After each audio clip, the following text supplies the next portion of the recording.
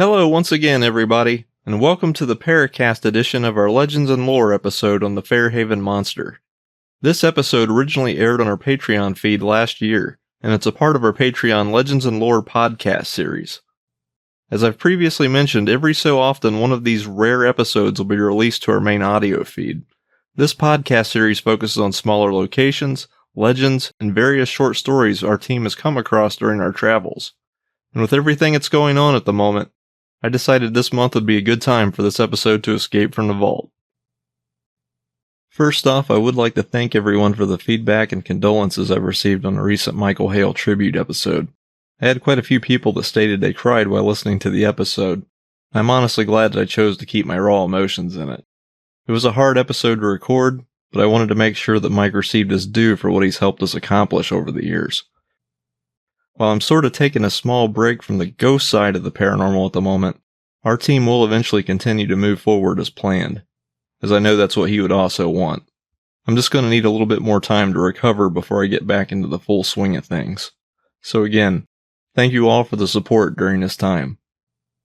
Before I get into this month's episode, I would like to remind everybody that the Paracast is affiliated with GhostStop. If you or your team's looking to upgrade your equipment, or want to take a look at some of the latest gear on the market, make sure to click the GhostStop affiliate link in our audio player's show notes. GhostStop has a wide variety of paranormal devices, everything from thermal imagers, digital recorders, EMF devices, and about anything else you might be looking for. By clicking on our affiliate link, our show will get a percentage of your purchase, and it will help with the show's operating cost. So please keep our show in mind if you're looking to place an order with them in the future. GhostStop. Equipment made by investigators, for investigators. This show is also affiliated with Buzzsprout podcast hosting. If you're interested in getting into podcasting, make sure to click the Buzzsprout link in our show notes. By using the link, you'll get a $20 credit for your paid account after 2 months of usage. Buzzsprout offers amazing tools for their host and several cool features to keep track of your analytics. And speaking of those cool features, make sure to keep an eye out for our new Buzzsprout monthly subscription program that'll be available soon on our audio player. Until now, the Legends and Lore series was only available to our Patreon subscribers, but these extra episodes will soon be made available via monthly subscription on our audio player as well. I will also be offering shoutouts on the Paracast as well, and a few other things in the near future, so stay tuned for updates. With all of that being said, it's time to journey into the depths of small-town Ohio and learn about one of Mansfield, Ohio's unique and, well, hidden cryptid tales. Behold the terror that's the Fairhaven Monster.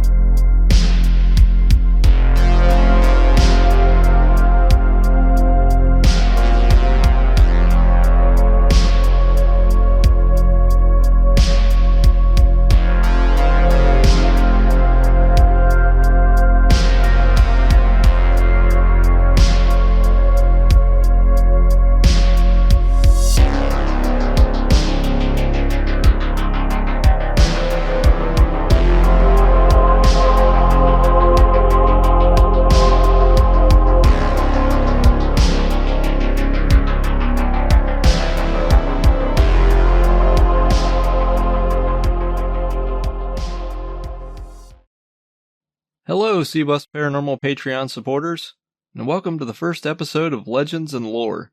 I'm your host, Johnathon Robson, and I'm excited to be at the helm of this new Patreon series.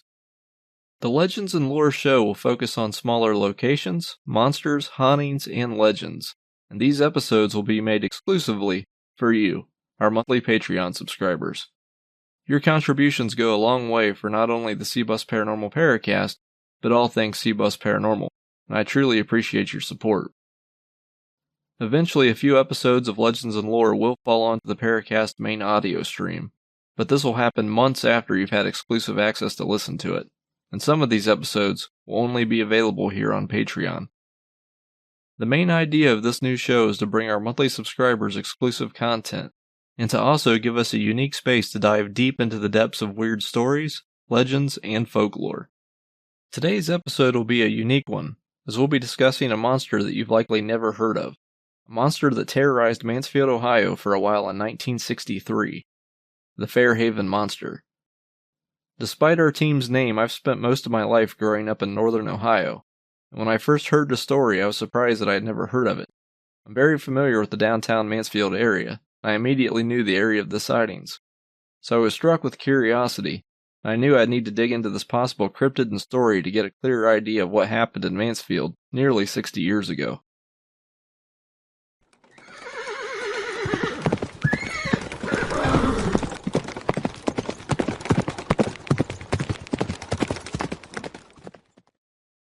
Our story begins in July of 1963.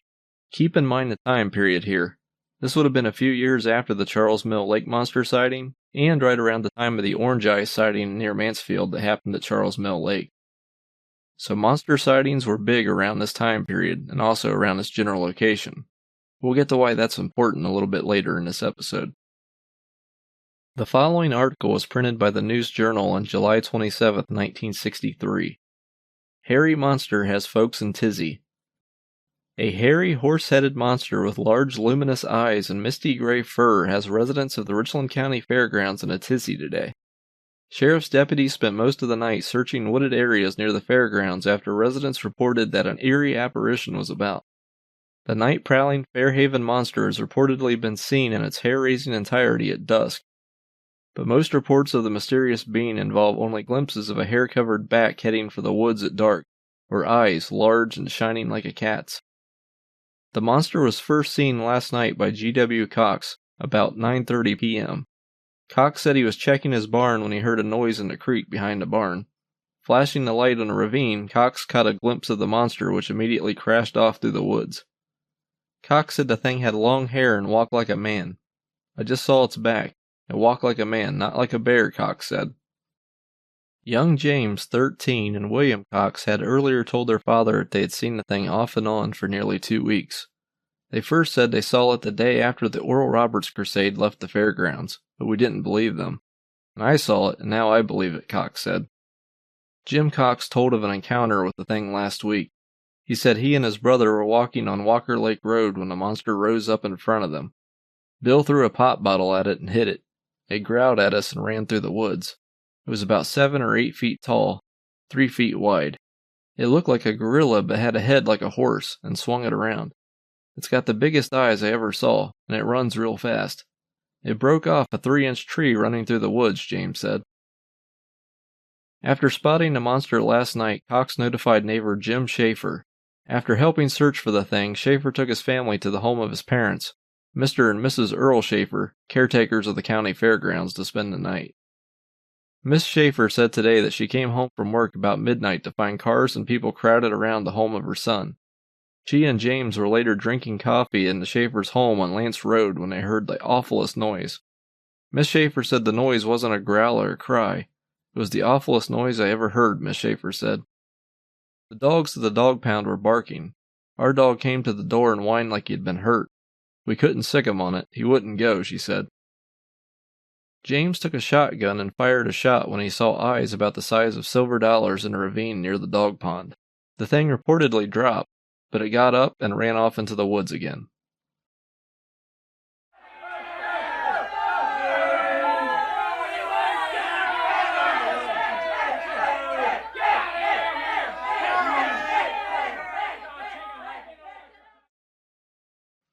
After the original sighting was made public, calls started pouring into the Mansfield Police Department that night, and to also the News Journal newspaper.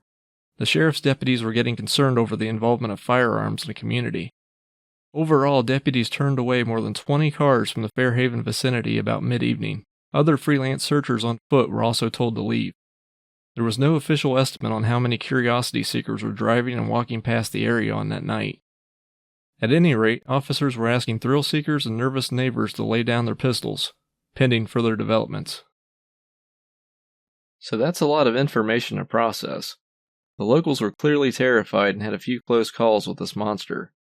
The monster was described as looking like a gorilla with a horse head, and described with distinct glowing eyes, which is extremely similar to what had recently been reported with the Charles Mill Lake monster and the Orange Eyes cryptid encounters. It was also reportedly 7 to 8 feet tall, ran really fast, and made awful noises. What a crazy story already. It sounds like a lot of the typical cryptid sightings. Terrifying monster that defies all explanations, several possibly credible witnesses that have encountered something that they couldn't explain, and a general panic within a community. I'm going to read this next article a little bit out of order, just to show how the community was feeling at the time of the sighting. This is from the News Journal on July 29, 1963. The monster was the object of a search by the sheriff's department. The thing had given jitters to people all over Mansfield. Numerous persons had made inquiries to the sheriff's department asking if they could shoot the monster provided they spotted it. A cruiser was kept in the area following Friday's hair-raising appearance of the thing. Persons were warned to avoid the area and not to take guns into the area. One Walker Lake Road resident did take a shot at the monster early Saturday morning near the fairgrounds, but he fortunately missed. So the trigger-happy Mansfield residents in the area were ready to get into the action and battle this beast. Notice I said fortunately missed, and here's why. The title of this article was, "Show It's Silly to Believe in Monsters." The mystery of the Fairhaven Monster was solved early today shortly after the versatile beast split itself in halves which ran off in opposite directions when it was challenged by a sheriff's deputy. I read that line and I was immediately reminded of the scenes out of the Looney Tunes cartoons. The beast was challenged by an officer, split itself in two, and ran off in different directions. Clearly, this monster was a hoax, but it was an entertaining hoax nevertheless. I'll continue. The thing has been an object of search by deputies since Friday night when it scared the bejabbers out of Walker Lake Road area residents by putting in several frightening appearances. Variously described as being 8 feet tall, 3 feet wide, with shining eyes and a horse's head, the thing was spotted at 2:28 a.m. today by Sheriff's Deputy Melvin Switzer. Switzer spotted the monster crossing the road near 1214 Walker Lake Road. Switzer stopped his cruiser, pulled his pistol and shouted halt. The thing suddenly split at the waist, the head portion running away. Switzer caught the hindquarters and found Carrie Dean, 16, of 1214 Walker Lake Road, draped in surplus Army camouflage overalls and tent. The head, later picked up at the Dean's home, was filled by Harley E. Rodabog, 15, 737 Belmont Avenue. The boys admitted that they were the Fairhaven Monster, dressing in the coveralls, tents, caps, and masks. The purpose of their prank, they said, was to show people how silly it was to believe in monsters. Sheriff John E. Steele said today that the boys were severely lectured on the dangers of their masquerade. Neither boy has ever been in trouble, and are not likely to be again, Steele said. I actually was able to find a photo from the papers of the officers with the skin monster. I'll post that to our Patreon soon so you guys can have a look at the costume it was used to terrify the living bejabbers out of the Mansfield residents. I kinda like that old-timey word. I've never heard that expression before. So was this just an open and shut case? Well, let's dig even deeper with an article on July 30th, 1963 from the News Journal. Sheriff continues monster story probe. The Richland County Sheriff's Department today is checking out the story of 2 Mansfield area boys to determine whether they were the Fairhaven Monster all of the time, or just for one night. The 2 youths who were apprehended by Sheriff Lieutenant Melvin Switzer early morning told Sheriff John Steele they pulled the monster prank only once. The youths and their parents talked with Sheriff Steele today. One of the youths told Steele he had been at East Harbor from July 20th until Sunday afternoon. Parents of the other youth said they knew of the whereabouts of their son on Friday and Saturday nights. Both boys admitted they pulled the monster prank early Sunday morning to show people how silly it was to believe in monsters. The report of a Shetland pony being loose in the fairground areas on Thursday and another loose pony in Beals Road area east of Mansfield are being considered as possible sources of the monster story. Sheriff Steele said today he will check out all possible leads to get to the bottom of the situation. You two boys are still the prime suspects until we find otherwise, Sheriff Steele told the youths today. And finally, the case was considered officially solved on August 29, 1963. The following is also from the News Journal. The alleged Fairhaven Monster, which caused quite a stir in the county a month ago, was a creature of a boy's imagination, Sheriff John E. Steele said today. The so-called monster scare started July 22nd. Nearly a week later, 2 youths were apprehended by the sheriff's deputy. The boys were dressed in surplus army camouflage.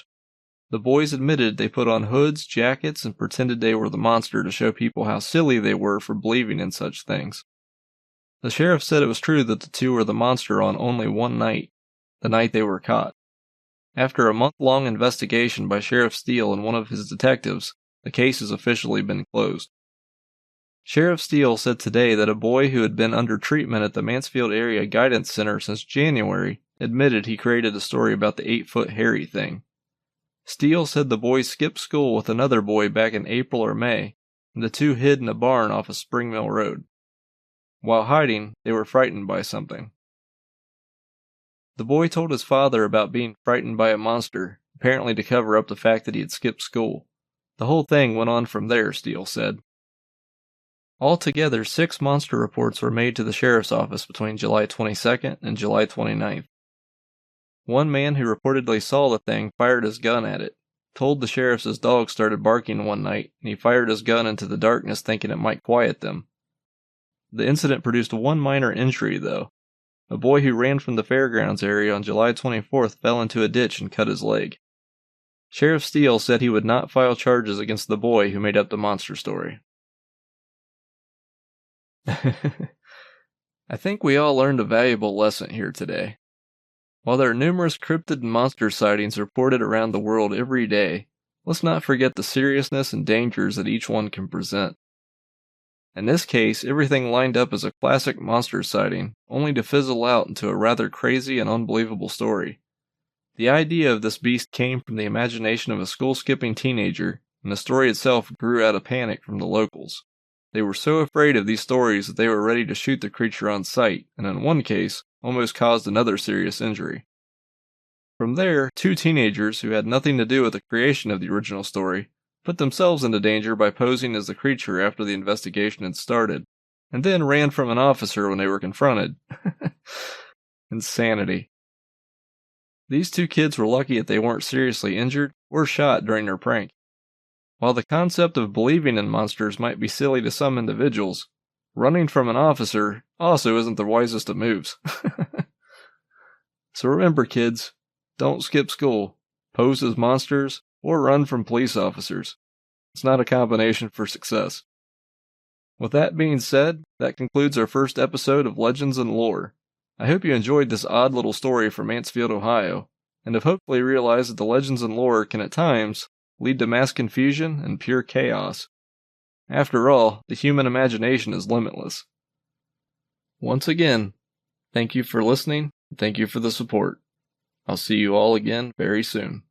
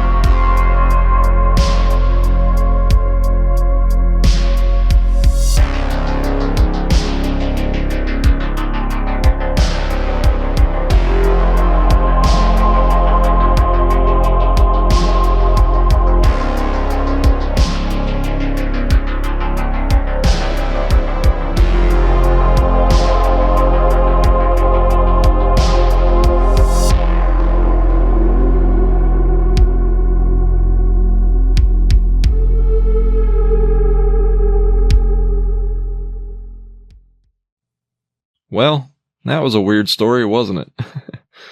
There's one thing I wanted to clear up with the retelling of this story. On the last newspaper article, Sheriff Steele mentioned that 2 boys skipped school, and one of them made up the monster story. However, the paper never mentions any names. I'm assuming Steele was referencing the Cox boys who allegedly threw a pop bottle at the monster and lived to tell the tale, and would later cause their father's moment of monster hysteria. But I guess it would be possible that a third kid was somehow involved. Unfortunately, the details became pretty murky on that last report, and it appears that the 2 escaped ponies in the area only added fuel to the fire. Ironically, I took a trip to the Richland County Fairgrounds recently for their Civil War show, and I had the story in the back of my mind during the day. It made me wonder how many of the town's older residents had heard this story, remembered the chaos it caused, and likely wanted the story to remain buried for all of eternity. After all, I've lived near the area most of my life, and I never even heard of this story until last year while I was investigating another case. Thankfully, weirdos like me are still here to help cover and open up some of these weird old mysterious stories, and I certainly felt that the Fairhaven Monster finally deserved its due. Next month, I'll be hosting our first interview edition of the Paracast with Prospect Place Mansion board members Jeff Cole and Amy Green. It should be a fun one, so stay tuned. Once again, thank you for the support, everybody, and we'll meet again next month. Thank you for listening.